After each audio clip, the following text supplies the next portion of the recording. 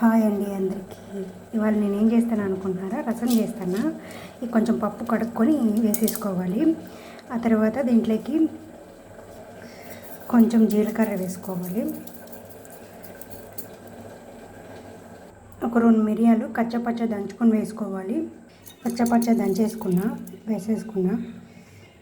ఇప్పుడు ఆల్రెడీ కడుక్కొని కట్ చేసుకున్న మునక్కాయలు వేసేస్తాను. ఈరోజు మునక్కాయల రసం చేస్తాను.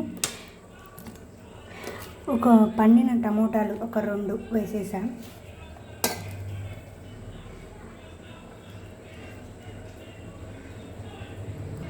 చూసారా, ఇవన్నీ వేసేసుకున్నాం కదా. ఇప్పుడు కొన్ని ధనియాలు దంచేసుకున్నాం.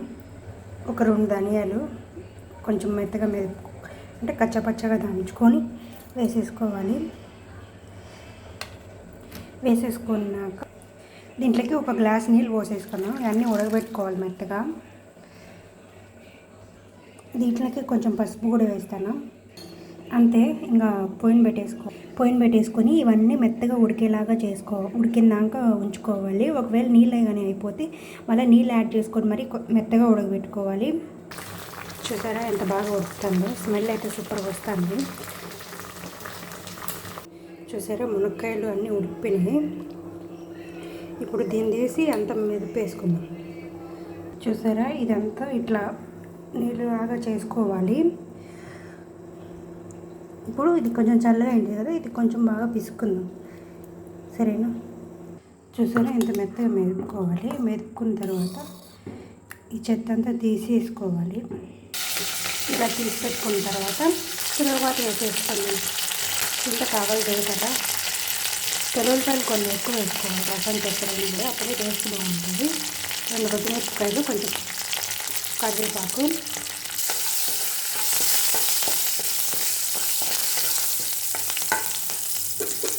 దీంట్లోకి కొంచెం ఇంగు వేసుకున్నాం.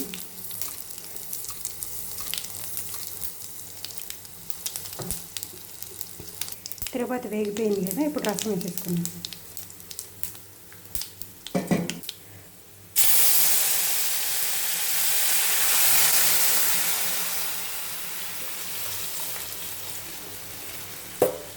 ఫైనలీ మునక్కాయ రసం రెడీ.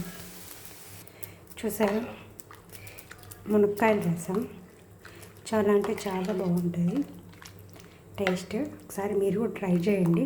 నచ్చినట్లయితే లైక్ చేసి, కామెంట్ చేసి, సబ్స్క్రైబ్ చేయండి. ఓకేనా?